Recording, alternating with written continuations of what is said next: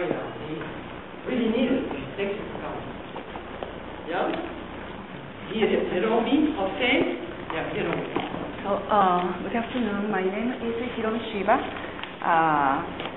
I'm from Tokyo. I'm a member of the ICOM more than 30 years. So, in Puerto Rico, I'm living since 1986. And I was a member of the ICOM International, but at the museum before I worked for was some European collection. So I was working very hard with relation with the European and American museums. Now I'm starting as a director of the University Museum of the Caribbean University in Puerto Rico. So I strongly want to now start to work with collaborate with the Caribbean museums. Really, Puerto Rico is the Caribbean, and it is the first priority, the big priority to establish the development together. Thank you, Hiromi. Perhaps we have to translate for Doña Beatriz.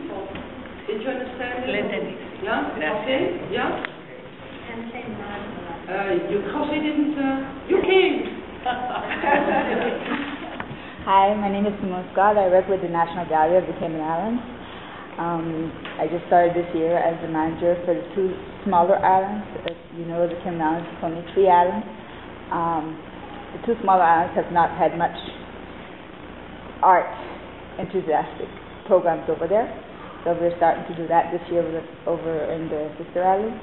And unfortunately, my director couldn't come because of the hurricane going in that direction. So I was like, okay, I'll still go. Thanks.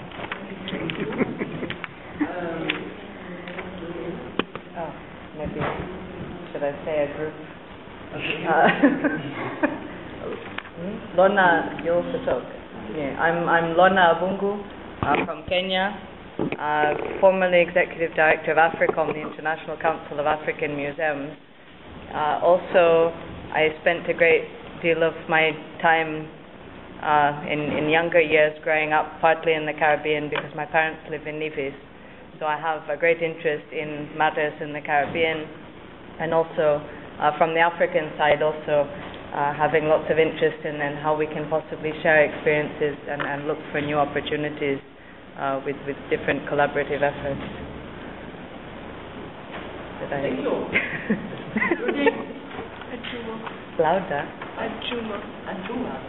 Abungu. George Abungu. I'm the other half. You're famous already in the Caribbean, at least in my country. Yeah. Yes, I think we've been going personally. Lona grew up there mostly. I have been going to the Caribbean nearly every Christmas with the family, staying there. So we know very well, and we visited most of the countries in the Caribbean. And the first time when I went there, now compared to now, I've seen a lot of changes in museums, and there has been really great enthusiasm and museums developing as really professional, institutions, apart from being something that was more or less for enthusiasts, very few enthusiasts. Over the 15 years that I've been going there, I've seen that change, and I think that there's a lot of potential. So we are very, very supportive of it. I also sit I'm a member of the Executive Council of ICOM, at least until Friday. Hopefully I can continue. And that also, I have been able to access a lot of information. Museums can achieve huge things which people didn't used to think they could. Now we know that's not true. So be visionary, be ambitious, aim high. Believe that museums can change the world, because they can. Not by themselves, perhaps, but certainly in partnership, and over time they can change the world. Use experience and judgment. There's now a great deal of experience built up in museums in terms of managing them creatively. Lots of people have fought lots of battles. We can learn from those battles. We don't need to fight them again. We can move on. Be collegiate. don't attempt to do things alone. You must find allies, you must find partners, and any given city is full of them, but all sorts of people that will support what you do and help you in what you do if you can find common language and if you can persuade them that museums are more important than they think they are. Be politically aware. Possibly the most important thing of all. Political awareness means understanding politicians. Understanding them means finding a dialogue with them. Finding a dialogue with them means winning their support.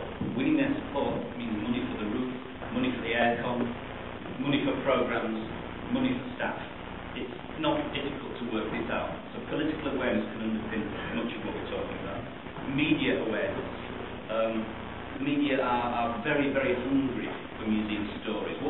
The currency we deal in is fascinating because it's very bizarre, it's very unusual, it's out of normal life in many respects. So the media are thirsty for us. We simply have to show an interest in what they want to do. And plan, very long-term planning. This isn't short fix. Being creative just as being waking up one day with a good idea. It means planning creatively over a period. I'm going to stop at that point. I'm sick of hearing myself. Therefore, I'd like to invite Ian Blair, there he is, from Mid-Antrim Museum Service, who I hope is going to pick up some of these things. He'll do his best.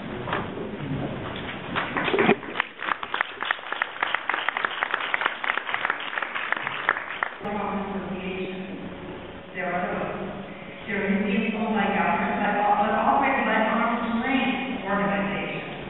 And there are a number of national museums that are in that category. They really are civil society institutions, I imagine. Museums owned and operated by charities or non-profit organizations such as churches, universities, and so on, that receive some government funds. Now, these civil society museums are very diverse. They come in all shapes and sizes. Some charge admission, many are free. But in addition to fulfilling the fundamental functions of museums like research, display, and education, they generally have five things in common.